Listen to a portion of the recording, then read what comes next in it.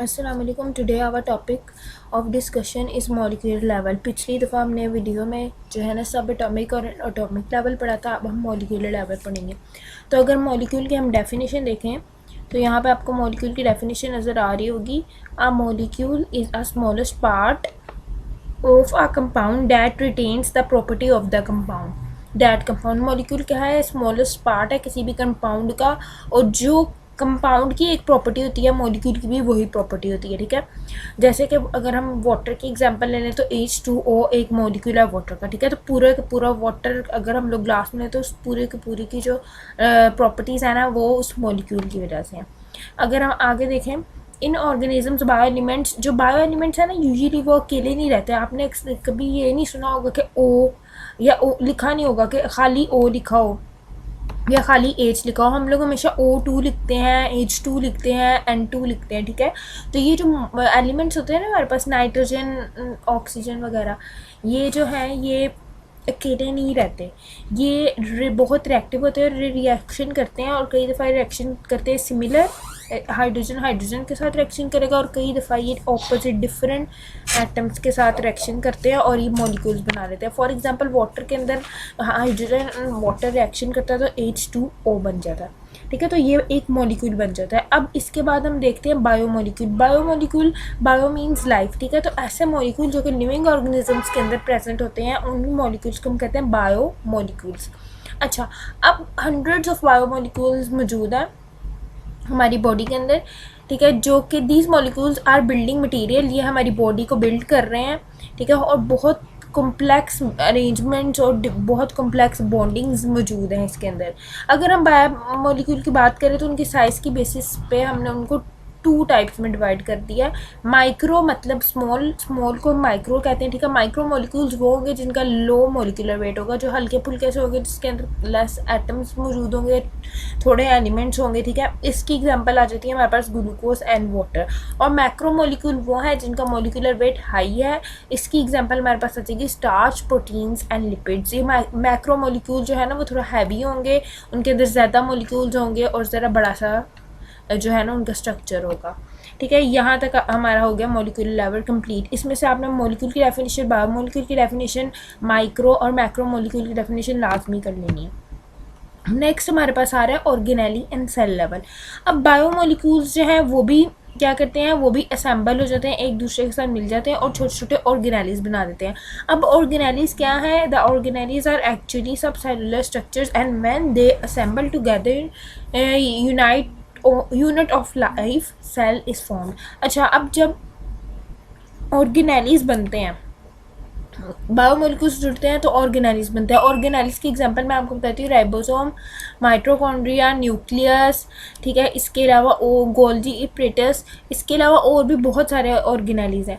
फिर जब ये ऑर्गेनेलीज यूनाइट करते हैं तो हमारे पास बन जाता है सेल। सेल क्या है? Basic unit of life. ये सारे ऑर्गेनेलीज मिलकर काम करते हैं और सेल बना देते हैं। अगर इधर हम ऑर्गेनेलीज की एग्जांपल देखें तो हमें दिया हुआ माइटोकॉन्ड्रिया। माइटोकॉन्ड्रिया जो है हमारे पास, mitochondria is specialise for cellular respiration. Cell में रेस्पिरेशन कराते हैं, इसलिए इसको हम पावर हाउस भी कहते हैं। राइबोसोम प्रोटीन सिंथेसिस करवाता है। ठीक है, और इसी तरह ये सारे ऑर्गेनेलीज के दरमियान डिवीजन ऑफ लेबर हुई थी। फॉर एग्जांपल न्यूक्लियस जो है वो ब्रेन है, उसने कंट्रोल करना है सेल को। माइटोकॉन्ड्रिया ने एनर्जी बना के देनी है, राइबोसोम ने प्रोटीन्स बना के देने हैं, जो सेंट्रियोल्स हैं उन्होंने स्पिंडल फाइबर्स बनाने। तो इन सब के अंदर काम जो है ना वो डिवाइड हो जाता है। डिवीजन ऑफ लेबर कहते हैं इसको, कि मजदूरों के दरमियान काम को डिवाइड किया गया है। पीपल्स के दरमियान मुख्तलिफ ऑब्जेक्ट्स को उनके काम दे दिए गए हैं, मुख्तलिफ ऑर्गेनेलीज को। ठीक है, और वो अपना अपना काम कर रहे हैं और मिल के फिर एक सेल चल रहा है। जिस तरह अगर हम लोग घर की बात करें तो सारे अपना अपना काम करते हैं और फिर एक घर चलता है। इसी तरह से सेल के अंदर भी ऑर्गेनेलीज मिल के काम करते हैं और पूरा सेल चलता है।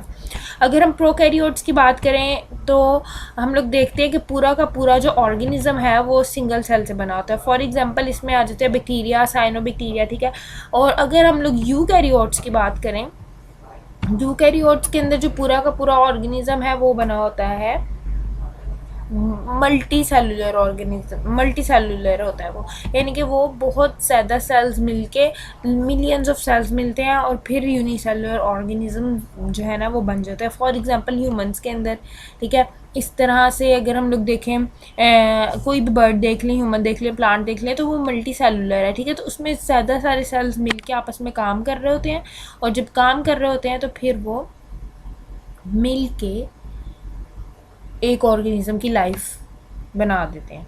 अच्छा, अब हम नेक्स्ट चलते हैं, फोर्थ लेवल है हमारे पास टिश्यू लेवल, ठीक है। टिश्यू लेवल, अब हमने पढ़ा था सेल, अब सिमिलर सेल्स, जैसे जैसे हम लोगों ने लेवल्स के ऊपर आते जाना है ना, सिंपल टू कॉम्प्लेक्स लेवल आना है, तो हमने क्या करना है कि हमने चीज़ों को यूनाइट करते रहना है। पहले सब एटॉमिक्स पार्टिकल्स को यूनाइट किया तो एटम बन गया, एटम्स जो है वो बायो एलिमेंट्स होते हैं, बायो एलिमेंट्स को ज्वाइन किया तो हमने मॉलिक्यूल बना दिया, मॉलिक्यूल्स को ज्वाइन किया तो ऑर्गेनेली बना दिया, ऑर्गेनेली को ज्वाइन किया तो हमने सेल बना दिया। अब सेल जब यूनाइट होंगे तो हमारे पास बन जाएगा टिश्यू। सेल कौन से यूनाइट होंगे? सिमिलर सेल्स, वो सेल्स जो सेम हो और उनका जो काम है वो सेम हो, सिमिलर फंक्शन, एक ही काम हो, जब वो मिल जाते हैं तो हमारे पास बन जाता है टिश्यू। फॉर एग्जांपल हम लोग देखते हैं कि अगर हम लोग देखें नर्वस टिश्यू, नर्वस टिश्यू जो है वो नर्व कंडक्ट कराता है, मैसेज लेके जाते हैं एक से दूसरी जगह पे। नर्वस टिश्यू सारे के सारा उन सेल से बना हुआ है जो कि नर्व कैरी कर रहे हैं। इसी तरह मस्कुलर टिश्यू मूवमेंट्स कराता है, तो मस्कुलर टिश्यू के अंदर जो सेल्स होंगे वो सारे के सारे सेल मूवमेंट में हेल्प करा रहे हैं। इसी तरह अगर हम लोग प्लांट्स के अंदर देखें तो एपिडर्मल टिश्यू होता है और ग्राउंड टिश्यू होता है। ये एपिडर्मल टिश्यू के अंदर एपिडर्मल सेल्स होंगे, ग्राउंड टिश्यू के अंदर ग्राउंड सेल्स होंगे, ठीक है। आपने इसमें से डेफिनेशन कर लेनी है टिश्यू की, similar cells performing similar functions unite together to organize into groups called tissues. और इसको हम इस तरह से भी डिफाइन कर सकते हैं, group of specialized cell performing common function, जो कि एक तरह का काम कर रहे हैं। और इसकी एग्जांपल प्लांट के अंदर ग्राउंड टिश्यू और एपिडर्मल टिश्यू है, जाइलम टिश्यू भी आप लिख सकते हैं, फ्लोएम भी लिख सकते हैं। और अगर हम लोग एनिमल्स की बात करें तो नर्वस टिश्यू है और मस्कुलर टिश्यू है। एनिमल्स में तो स्किन टिश्यू है, एपिथेलियल टिश्यू है, स्मूथ टिश्यूज़ हैं, ठीक है। और बहुत से टिश्यूज़ हैं जिसके हम एग्जांपल दे सकते हैं।